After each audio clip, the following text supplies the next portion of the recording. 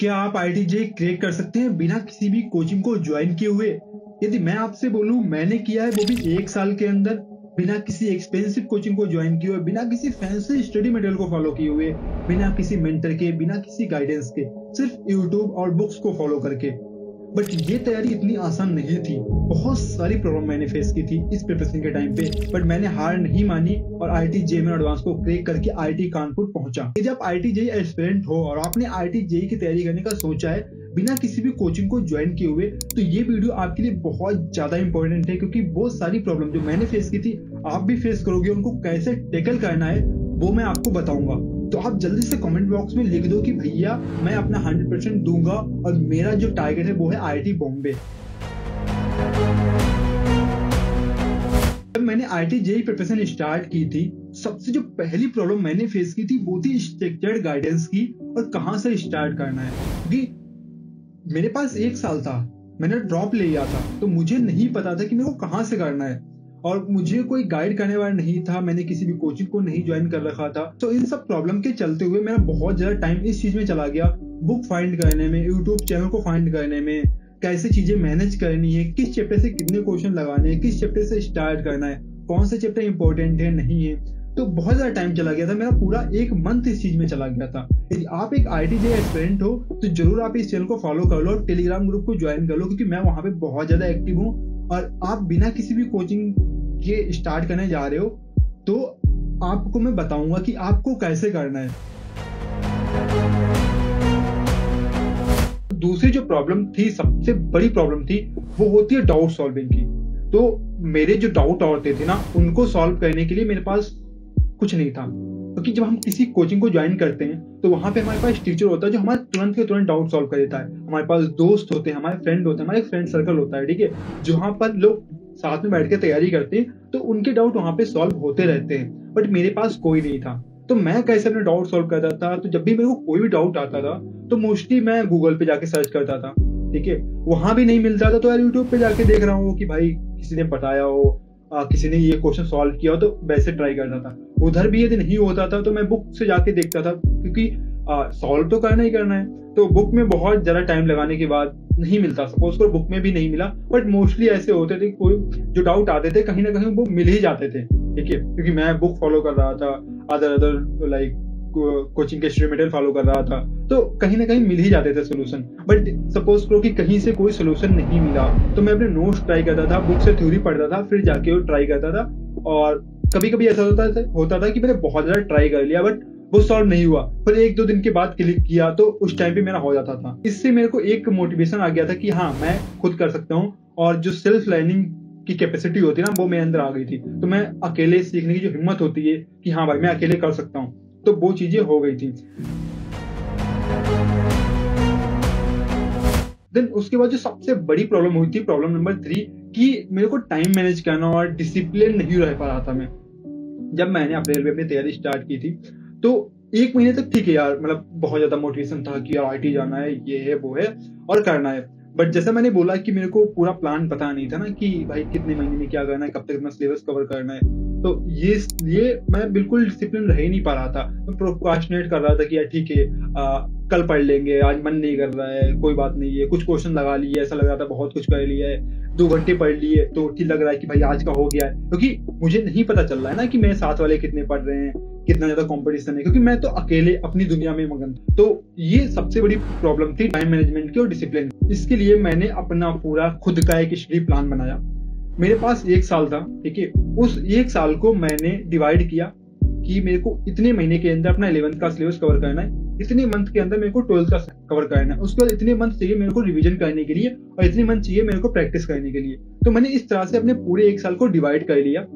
और जब मैंने ये डिवाइड कर लिया कि 11th 12th और रिवीजन का टाइम, फिर मैंने 11th को जो भी सिलेबस था उसको मैंने डिवाइड किया छोटे छोटे पार्ट में कि ठीक है मेरे को 1 महीने में इतना सिलेबस कवर करना है 11th का, दूसरे महीने में इतना सिलेबस कवर करना है। उसके बाद मैंने उसको 1 मंथ को डिवाइड किया कि इस वीक मेरे को इतना करना है, वीकली डिवाइड कर लिया, फिर उसको मैंने डे वाइज डिवाइड कर लिया। तो इस तरह से मैंने अपने पूरे 1 साल के प्लान को मैंने छोटे छोटे चंक्स में डिवाइड कर लिया। तो मेरे पास था ही नहीं कि मेरे को प्रोक्रास्टिनेट करना है, क्योंकि मेरे पास बस पूरा 1 साल का प्लान रेडी था ना, तो मेरे को आज जितना करना है उतना करना ही होता।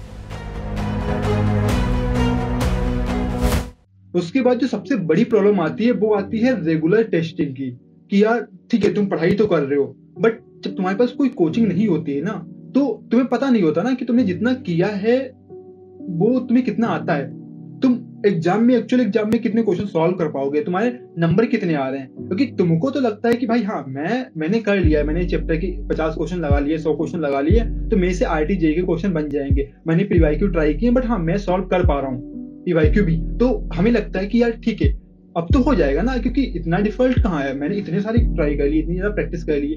बट एक्चुअल जो एग्जाम का फेयर होता है वो एक सेल्फ स्टडी वाला बंदा नहीं कर सकता है। तो वो प्रॉब्लम मेरे सामने आई थी कि यार इसको कैसे कवर करना है। तो उसके लिए मैंने देखा कि बहुत सारी जो कोचिंग्स हैं, बहुत सारे प्लेटफॉर्म हैं जो कि खुद की अपनी टेस्ट करवाते हैं रेगुलर बेसिस पे, तो उनको मैंने ज्वाइन करना स्टार्ट किया और मैंने खुद का प्लान बनाया कि मेरे को एक वीक में इतना सिलेबस कवर करना है। सपोज करो 2 चैप्टर मेरे को एक वीक के अंदर कवर करने, तो उन 2 चैप्टर को कवर करने के बाद उन 2 चैप्टर का टेस्ट मेरे को देना है। या तो कहीं पे टेस्ट हो रहा है ऑनलाइन, वहां जाके देना है, कहीं नहीं हो रहा है तो मेरे को खुद का टेस्ट बनाना है। तो खुद का टेस्ट कैसे मैं बनाता था वो भी मैं आपको बता देता हूँ बस 10 सेकंड के अंदर। तो सपोज को 2 चैप्टर मैंने कर लिए, तो उन 2 चैप्टर के लिए मैं 20 क्वेश्चन सिलेक्ट कर लेता था, 20-30 डिपेंड ऑन द टाइमिंग, ठीक है, जैसा मैं अपने डिसाइड करता था। तो मैंने बस 5-5 क्वेश्चन ले लिए हर एक टॉपिक के, और उनका मैंने एक बना लिया है, ठीक है, पीडीएफ एक अलग से मैंने बना ली है, उसको मैं सॉल्व करता था। एक टाइमर लगा लिया कि भाई मेरे को 1 घंटे के अंदर इतने क्वेश्चन सॉल्व करने हैं, और उसको मैं करता था सॉल्व। उसके बाद मैं उनको बहुत अच्छे से एनालाइज करता था कि भाई ठीक है मैंने इतने क्वेश्चन लगाए हैं, इतने टाइम के अंदर लगाए हैं, कितने क्वेश्चन सही हुए हैं, कितने क्वेश्चन गलत हुए हैं, गलत हुए हैं तो क्यों गलत हुए हैं, क्या प्रॉब्लम हुई है। तो वो चीजों को भी मैं बहुत अच्छे से एनालाइज करता था, क्योंकि मुझे डे 1 से पता था कि बिना चीजें एनालाइज किए, बिना खुद के मिस्टेक्स को देखे हुए, जाने हुए और उनको रिजॉल्व किए हुए मैं आईआईटी जेईई क्रैक नहीं कर सकता। देन उसके बाद जो मुझे सबसे ज्यादा प्रॉब्लम फेस हुई थी यार आईआईटी जेईई प्रिपरेशन के टाइम पे, वो थी सेल्फ डाउट और लोनलीनेस की। क्योंकि मैं अकेला था, मैं घर पे बैठ के आईआईटी जेईई की तैयारी कर रहा था, मेरे पास कोई दोस्त नहीं थे, कोई फ्रेंड और कोई ऐसा सर्कल नहीं था, कोई मोटिवेट और कोई गाइड करने वाला नहीं था। तो बहुत टाइम ऐसा हुआ है कि मैं रात में सोच रहा हूँ कि यार क्या भाई गलत डिसीजन तो नहीं ले लिया, मैं क्रैक कर पाऊंगा नहीं कर पाऊंगा, ऐसा तो नहीं होगा मैं आईआईटी जा ही ना पाऊं, मैं जितनी मेहनत कर रहा हूँ ये सब बर्बाद हो जाए। क्योंकि जो बच्चा कोचिंग में होता है वो भी ये सारी प्रॉब्लम फेस करता है, उसको भी ये आते हैं थॉट्स।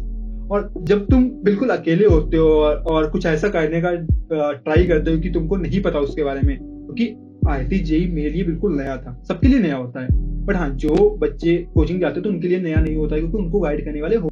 तो मैं यही सोचता रहता था कि यदि फेल हो गया तो क्या होगा। और मैंने ड्रॉप लिया है, मैंने किसी भी कॉलेज को भी नहीं ज्वाइन कर रखा है, और ना मैंने कोई अदर एग्जाम दिए हैं, क्योंकि मैंने सिर्फ आईआईटी पे फोकस किया था और सिर्फ आईआईटी जेईई का एग्जाम दिया था, और जितने अदर एग्जाम होते हैं कॉलेजेस के, ना मैंने डीयू के लिए अप्लाई किया था, ड्रॉप ईयर में अप्लाई नहीं किया था।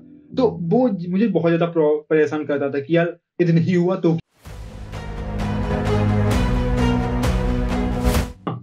हाँ, आईआईटी जेईई की तैयारी करना बिना किसी भी कोचिंग को ज्वाइन किए हुए बहुत ज्यादा डिफिकल्ट है, कि सब नहीं कर सकते हैं, बट जो करता है और जिसका हो जाता है उसके लिए बहुत ज्यादा ये प्राइसलेस है। क्योंकि तुम अकेले गए उस रास्ते पर, तुम्हें कोई गाइड करने वाला नहीं था, तुम्हारा कोई मेंटर नहीं था, तुमने सारी प्रॉब्लम को खुद टैकल किया है, खुद सॉल्व किया है, और फिर तुम आईआईटी पहुंचे हो। तो इससे क्या होता है कि तुम बहुत ज्यादा डिसिप्लिन हो जाते हो, सेल्फ लर्नर, मतलब तुम खुद किसी भी चीज को सीख सकते हो, बहुत एक मोटिवेशन और कॉन्फिडेंस आ जाता है कि भाई मैं कर लूंगा। और जो प्रॉब्लम सॉल्विंग स्किल होती है वो तुम्हारे अंदर कूट कूट के आ जाती है, तुम किसी भी प्रॉब्लम को सॉल्व कर सकते हो। और जब भी कोई नई प्रॉब्लम तुम्हारे सामने आएगी तो तुम ऐसा फेस नहीं, मतलब ऐसा कभी नहीं फील करो कि भाई अब क्या करूं मैं, अब कैसे होगा। तो ये सारी चीजें तुम्हारे लिए कभी नहीं होने वाली है।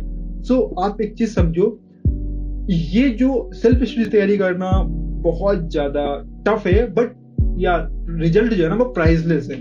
सो आई होप आपको चीजें समझ आई होंगी, और आप ये सेल्फ स्टडी से आईआईटी जेईई करने जा रहे हो तो जरूर इस चैनल को फॉलो कर लो, सब्सक्राइब कर लो, इस वीडियो को अपने दोस्तों के साथ शेयर कर दो, जिससे वो भी इसको देख सकें और वो भी मोटिवेट हो सकें अपनी आईआईटी जेईई प्रिपरेशन के लिए। ओके, सो